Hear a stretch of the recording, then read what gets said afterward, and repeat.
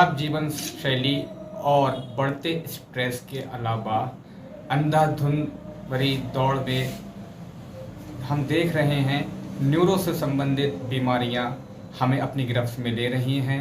आए दिन जो न्यूरो से संबंधित मरीज़ हैं वो डॉक्टरों के यहाँ हम भीड़ में देख सकते हैं। इसी पर बातचीत करने के लिए आज हमारे साथ बरेली के neuro surgeon doctor Rajnikant Sahu हमारे साथ बातचीत करने के लिए मौजूद हैं। आइए उनसे आज न्यूरो से संबंधित जो डिजीज़ होते हैं उन पर हम बात करेंगे और उनके कारण को लेकर के भी आज हम उनसे चर्चा करेंगे। इसके अलावा उनका बचाव और उपचार किस तरीके से होता है ये भी हम डॉक्टर रजनीकांत जी से जानेंगे। डॉक्टर साहब, आपका बहुत बहुत स्वागत है। नमस्कार। जिस तरीके से आज हम देख रहे हैं लाइफ स्टाइल हमारा चेंज हुआ है, लोग जो है तरक्की कर रहे हैं तो कुछ देख ही नहीं रहे हैं। जी। तो इसी कड़ी में बीमारियां भी लोगों को अपनी गिरफ्त में ले रही हैं, जिसमें न्यूरो से संबंधित बीमारियां बहुत सारी होती हैं। तो आज हम ये जानेंगे कि न्यूरो से संबंधित कौन कौन सी बीमारियां जो हैं इस समय सबसे ज़्यादा देखने को मिल रही हैं और कौन कौन सी बीमारियां जो हैं वो हार्मफुल होती हैं। जी देखिए, आजकल की लाइफ स्टाइल में जो भाग दौड़ की ज़िंदगी बोलते हैं, जिसमें स्ट्रेस बहुत ज़्यादा है, लोगों को आराम नहीं मिल पाता, नींद कम होती है, तनाव ज़्यादा होता है। तो ऐसे समय में बीपी और शुगर की बीमारी बढ़ रही है, जिसको हाइपरटेंशन या डायबिटिक बोलते हैं। जब भी बीमारी आजकल यंग जनरेशन में ज़्यादा हो रहा है, यंग लोगों में होता है।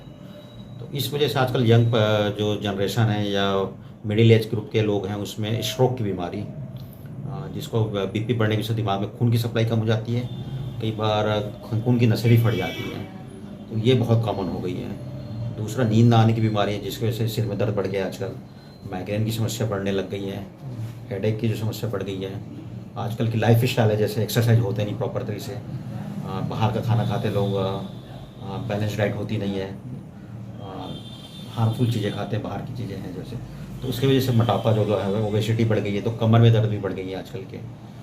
एक्सरसाइज हो नहीं पा रहा है, एक जगह बैठने वाला काम है, लोग कंप्यूटर में काम कर रहे हैं, चलना फिरना एक्सरसाइज कम हो गया है, मेडिटेशन कम हो गया है। तो ये सब बीमारी, डिप्रेशन की बीमारियाँ बढ़ गई हैं, जिसको सिर में दर्द होना, कमर में दर्द बढ़ना, ये काफ़ी आजकल बढ़ गए हैं। तो अगर हम मेडिकल लाइन में उनका नाम जानेंगे तो जी। कौन कौन से वो नाम हैं, थोड़ा सा बता दीजिए। जी। एक तो हेडेक की बीमारी हो गई, जिसको माइग्रेन टेंशन हेडेक बोलते हैं, वो है। एक स्ट्रोक तो बता ही दिया मैंने। तीसरा होता है कमर में दर्द और गर्दन में दर्द, जिसको मेडिकल भाषा में लोग सियाटिका की प्रॉब्लम या लो बैक पेन बोलते हैं। तो ये आजकल बढ़ गए हैं। अगर हम बात करें तो इनके जो सिम्टम्स होते हैं, लक्षण होते हैं, वो क्या क्या होते हैं और इनके जो बचाव है वो क्या है और उपचार क्या है?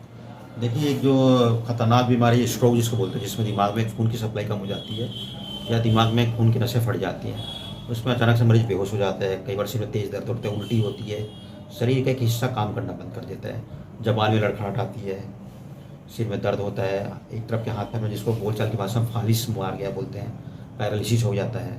तो ये कॉमन सिम्टम है स्ट्रोक के। कमर के दर्द में जो प्रॉब्लम होती है, शुरुआत में तो धीरे धीरे कमर में दर्द होता है, उसके बाद पैरों में झंझनाहट, सूनापन या दर्द आता है। ये कमर के दर्द की प्रॉब्लम है। हेडेक की प्रॉब्लम आजकल बहुत कॉमन है, जिसमें माइग्रेन, टेंशन हेडेक या अलग अलग बीमारियाँ और विभिन्न प्रकार के जो हेडेक हैं, इसमें नींद ना आना, सिर में ज़्यादा दर्द होना, कई बार नौजिया या उल्टी होना, आँखों में दर्द होना, ये सब कॉमन सिम्टम है, जिसको हम सस्पेक्ट कर सकते हैं को बीमारी है। तो इनका जो क्या नाम बचाव है वो क्या है और उपचार क्या है इनका? उपचार तो काफ़ी कॉमन है, जिसमें दवाइयाँ हैं, बीपी कंट्रोल करने वाली दवाइयाँ, शुगर कंट्रोल करने वाली हैं, दिमाग में खून बढ़ाने वाली दवाइयाँ हैं, दिमाग में सूजन कम करने वाली दवाइयाँ हैं। ये सब काफ़ी सारी दवाइयाँ हैं। और हेडेक की भी दवाइयाँ काफ़ी बीमारी के हिसाब से आती हैं। कमर में दर्द के लिए तो ये है कि उसके भी पेन किलर देते हैं, सावधानी कराते हैं। बचाव के लिए है कि आज के कल की जो व्यस्त ज़िंदगी है, उसमें लाइफ स्टाइल में ये बोलते हैं कि हेल्दी खाओ, वजन ना बढ़ाओ, अपना रेगुलर एक्सरसाइज करते रहें, रेगुलर योगा या मेडिटेशन करते रहें, हेल्दी डाइट खाएं। और यही एक बचाव के लिए होता है। नींद पूरी लें, 6 से 8 घंटे की जो नींद होती है वो प्रॉपर लें, अपने आप को, वजन को कंट्रोल रखें, बाकी चीज़ें अपने मेंटेन करें, यही इसका बचाव है। न्यूरो से रिलेटेड जो डिजीज़ होती हैं, जो प्रॉब्लम्स होती हैं, उनको क्या माना जाए? क्या सब क्यूरेबल हैं या लाइलाज भी होती हैं? देखिए, मोस्टली बीमारी क्यूरेबल है। बचाव ही लक्षण, बचाव ही इनका समाधान होता है। जैसे मैंने बताया, बचाव के लिए सब ये चीज़ें सावधान रखनी चाहिए। बाकी दवाइयाँ हैं, आजकल बहुत महंगा दवाइयाँ नहीं हैं। बीपी, शुगर और इस टाइप के दिमाग की जो दवाइयाँ आती हैं बहुत ज़्यादा महंगी नहीं आती हैं, और कुछ सावधानी होती है तो ऐसा महंगा इलाज भी नहीं है, सब कुछ काफ़ी कम खर्चे में हो जाता है जी। इन बीमारियों से संबंधित क्या कैंसर भी होते हैं? जी जी, ब्रेन का कैंसर भी काफ़ी कॉमन है। कैंसर जैसे केमिकल्स, जैसे हम लोग फूड्स में आजकल केमिकल्स बहुत यूज होते हैं, जहाँ पे फर्टिलाइज़र ज़्यादा यूज हो रहे हैं, केमिकल्स हो गए, रेडिएशन हो रहा है, मोबाइल का रेडिएशन, ये सब ब्रेन कैंसर होने के चांसेस होते हैं।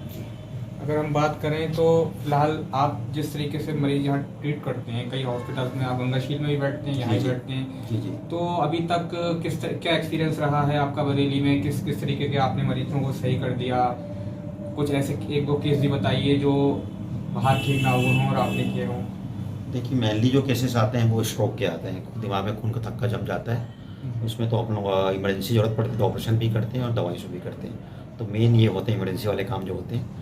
और दूसरा, बरेली और आसपास के रीजन में जिसको दिमाग में बोलचाल की भाषा में बोलते हैं दिमाग में कीड़े बन जाना, न्यूरोसिस्टी सर्कोसिस, वो भी बहुत कॉमन है, तो उसमें मरीज को मिर्गी के दौरे पड़ते हैं, तो उसके लिए भी हम लोग दवाइयाँ देते हैं और उसका करते हैं। मिर्गी की जो दवाइयाँ होती हैं उसके लिए सावधानी ये बरतनी होती है कि कच्चा चीज़ें ना खाएं, तब तक वो भी ऐसा पूरा धो के खाएँ, पका के खाएँ, सलाद खाते समय अच्छे से धोएँ या छिल के खाएँ, यही होता है। और नॉन वेज जो कुछ खाते हैं तो उसको कच्चा ना खाएं, पका के पूरी तरीके से खाएं, इन सबसे ये बीमारी फैलती है। डॉक्टर साहब, जो इलाज है, ट्रीटमेंट है, वो काफ़ी कॉस्टली है आजकल, तो ऐसे में आप क्या रियायत भी करते हैं लोगों को?